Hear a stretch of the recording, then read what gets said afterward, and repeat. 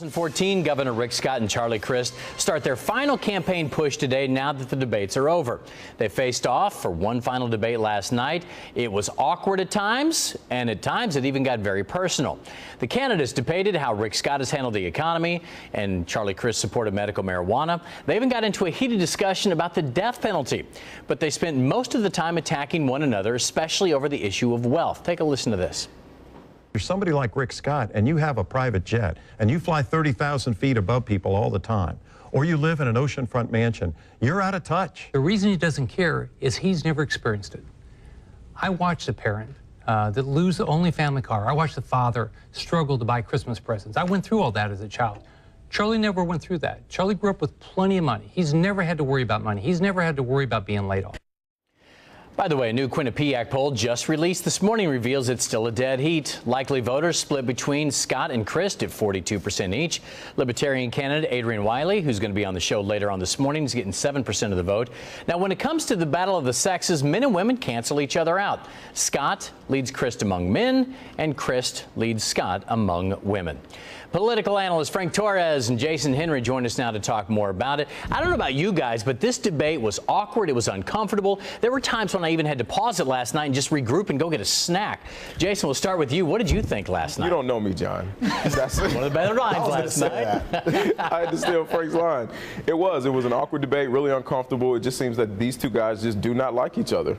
Frank, what did you think last night? It got really personal at times. You know, the "you don't know me" line, the assault on how each other was raised and their upbringing and their path to it that got them to the governor's mansion. It just seemed more about individual attacks than the issues last night. As far as the issues go, as far as substance, nothing changed. Both candidates pretty much stuck to the exact same stances they've had for the last 9 months. I'm glad you said that. If people have kind of not been watching, this is the one debate nationally televised that they get to watch. I don't know that anybody learned anything about anybody. Jason, what do you think? Well, we learned that apparently Charlie grew up with plenty of money. Yeah. We learned that Rick Scott flies, 30,000 feet above the people that he governs. But outside of that, we really did not learn much about both candidates. It's unfortunate. This race has been really, really dirty, and it seems that it's going to continue that way until Election Day. Frank, did last night sway anybody anywhere? No, and if you look at those those poll numbers, you'll see that both numbers actually went down. It used to be 47-47. Now it's 44-44, which means that there's even more undecided voters and more people even overwhelmed by the negativity of the debate. I'll tell you what, Attorney General Pam Bondi didn't have any favors for her done last night, having her affairs and her race thrown out in that forum, that national forum, without being able to defend herself. Yeah, Frank, let's talk about that, because like you had said before we went on, she was the loser last night, and especially the issue over the death penalty. Man, I'm a little surprised that they focused so much on somebody else as opposed to those two. Right, and she wasn't there to defend herself, and as soon as that debate was over, her opponent, George Sheldon, sent out an email blast just screaming the entire thing out to all of his supporters. So she took a real hit last night, and she wasn't even in the debate. So, I mean, it was just a really wild affair last night and a lid on what's been a really, really unfortunate and nasty contest. Jason, there was a part of me that even felt sorry for the moderators last night, because they were asking questions and getting no answers.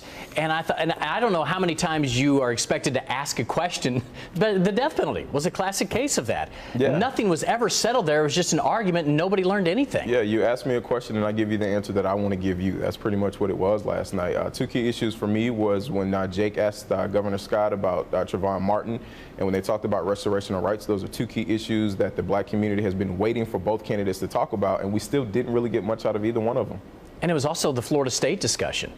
Yeah, I don't know. I'm more confused now about what's going on in Florida State than before, Frank. Absolutely. And you'll notice that both candidates got desperate. They completely jumped moderator Jake Tapper at times. They just pushed him aside and said, no, wait, I'm going to talk to this guy. I'm going to say what I have to say. Very personal, very unfortunate, and definitely a rough debate series as far as I'm concerned. All right, Frank, let's wrap it up with you on this one.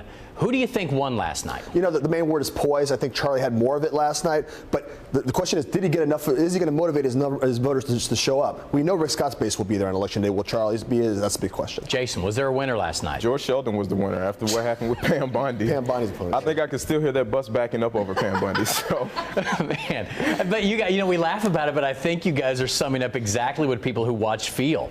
It was just a mess. So, guys, thanks for coming in today. Do appreciate it. And, of course, we'll be chatting about it. We got, 2 more weeks now. So, Jason Henry, Frank Torres, always good to see you guys. Appreciate it.